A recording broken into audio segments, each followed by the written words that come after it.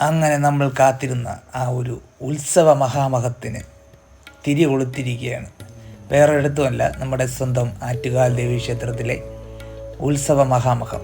അങ്ങനെ നമ്മൾ ആ ക്ഷേത്രത്തിൻ്റെ കവാടത്തിൽ കൂടെ നമ്മൾ മൂന്നുപേരും കൂടി അങ്ങനെ ഉത്സവം അടിച്ച് പൊളിക്കാമെന്ന് വിചാരിച്ച് കാഴ്ചകളൊക്കെ കണ്ട് ഒന്ന് അമ്മയെ കണ്ട് തൊഴുതിട്ട് വരാമെന്ന് വിചാരിച്ച് അങ്ങനെ കവാടം വഴി കയറി.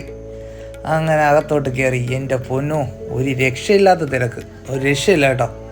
സത്യം പറയില്ല, തിരുവനന്തപുരത്തിൻ്റെ സ്വന്തം അഹങ്കാരമാണ് ഈ ക്ഷേത്രം. ഇവിടുത്തെ ഉത്സവത്തിലെ കലാപരിപാടികളും അതിലേറെ ഏറ്റവും പ്രത്യേകതയാണ് ഇവിടുത്തെ പൊങ്കാല.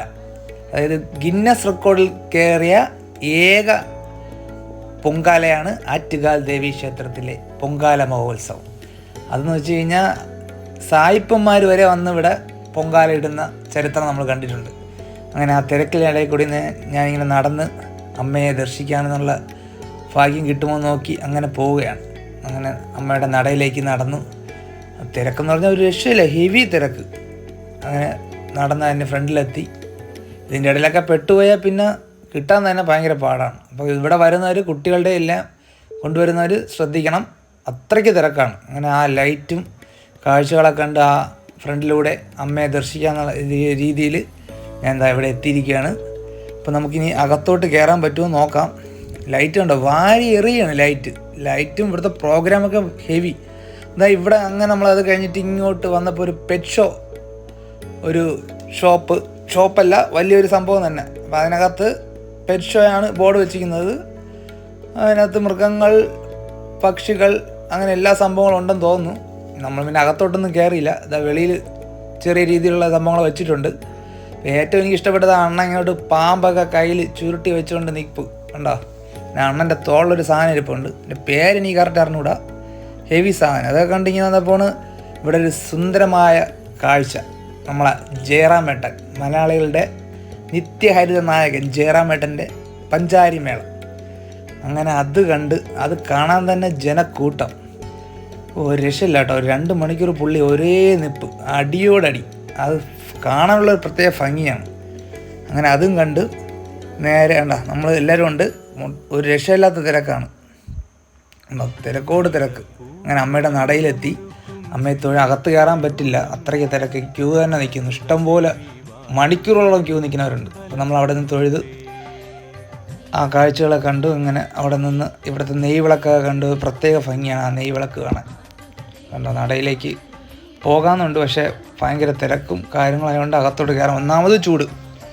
അങ്ങനെ അവിടെ നിന്ന് ഇറങ്ങി വന്നപ്പോൾ ഇവിടെ കൊട്ടും മേളവും, ശിങ്കാരി മേളവും, ചെണ്ടമേളവും എല്ലാം കൂടെ ഒരു കാഴ്ച തന്നെ കാണാം. വേറൊന്നുമില്ല, അമ്മയുടെ ഇതെന്ന് വെച്ച് കഴിഞ്ഞാൽ ആറ്റുകാൽ അമ്മയുടെ ഓരോ ഭക്തന്മാരും നേർച്ചയായിട്ട് വരുന്ന വിളക്ക് കെട്ടാണ്. അപ്പോൾ അതിനെ സ്വീകരിക്കാനാണ് ഈ ചെണ്ടമേളവും ശിങ്കാരിമേളവും എല്ലാം കൂടെ. അങ്ങനെ അതെല്ലാം റെഡിയാക്കി അതെല്ലാം കണ്ട് അടിച്ച് തിമിർത്താണ് ആ ഒരു അമ്മയുടെ നടയിലേക്ക് വരുന്നത്. അവിടെ നിന്ന് ഇറങ്ങി വെളിയിലോട്ട് ഇറങ്ങിയതും തിരുവനന്തപുരം മൊത്തം ഇവിടെ തന്നെ ഉണ്ട്, അത്രയ്ക്ക് ജനക്കൂട്ടം.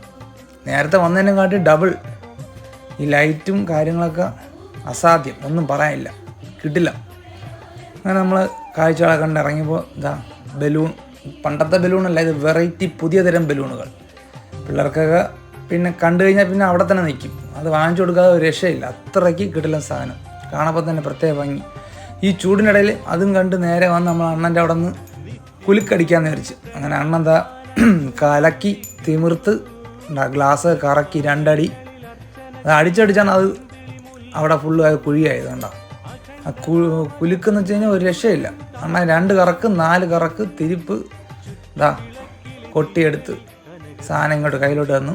നമ്മൾ ചെറുക്കൻ കുടിക്കുന്നു. അപ്പോൾ അത് കണ്ടപ്പോൾ ഞാനും ഗ്രേപ്പ് തന്നെ പറഞ്ഞ് നമ്മൾ ചെറുക്കൻ നോക്കുന്നുണ്ട്, അടുത്ത നമുക്കെപ്പോഴെന്ന്. അണ്ണൻ കറക്കി വീണ്ടും ഒരു കറക്ക് 2 തിരിക്ക് പൊട്ടിച്ച് ഇങ്ങോട്ട് തരും. അപ്പോൾ നോക്കിക്കോ, ഞാൻ വാങ്ങിച്ച് അങ്ങനെ ഒരു കുടി അങ്ങ് കുടിച്ച്. ഈ ചൂടത്ത് ചെറിയൊരു ആശ്വാസം. സംഭവം കൊള്ളാം, പക്ഷേ ക്വാണ്ടിറ്റി ഇല്ല. കൊടുക്കുന്ന പൈസയ്ക്ക് ഉള്ള ക്വാണ്ടിറ്റി ഇല്ല, ചെറിയൊരു ഗ്ലാസ്സാണ് സംഭവം.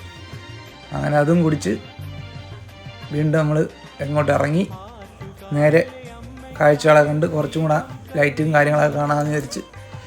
പക്ഷെ അവിടെ വന്നു കഴിഞ്ഞാൽ ഒരു പോസിറ്റീവ് എനർജിയാണ് കേട്ടോ. അവർ പറഞ്ഞറിയിക്കാൻ പോയി, അത്രയ്ക്ക് കിടിലം ഒരു വൈബാണ്. സ്റ്റേജൊക്കെ ഹെവി. നീ ഒന്ന് സ്റ്റേജ് കഴിഞ്ഞ വർഷത്തെങ്ങാട്ടി ഇങ്ങോട്ട് മാറ്റിയിട്ടുണ്ട്. അത്രയും വലിയ സ്റ്റേജാണ് സംഭവം. കാര്യം അത്രയും നല്ല പരിപാടികളുണ്ട്. അതും കഴിഞ്ഞ് നേരെ നമ്മളെ പൊന്നമ്മയ്ക്കും വൈഫിനും 2 ചോളം വാങ്ങിച്ചുകൊണ്ട് പോകാമെന്ന് വിചാരിച്ചു. അങ്ങനെ അതും വാങ്ങിച്ചു. 2 പാഴ്സൽ എടുക്കുന്നുണ്ട്. അത് വാങ്ങിച്ച്, ഇത് പ്രത്യേകതയാണ്, കറുത്ത ടേസ്റ്റാണ്. അങ്ങനെ അതും വാങ്ങിച്ച് കവറിലാക്കി അങ്ങനെ വീട്ടിലേക്ക്. അപ്പോൾ ഓക്കെ, അടുത്ത വീഡിയോ കാണാം. ബായ്.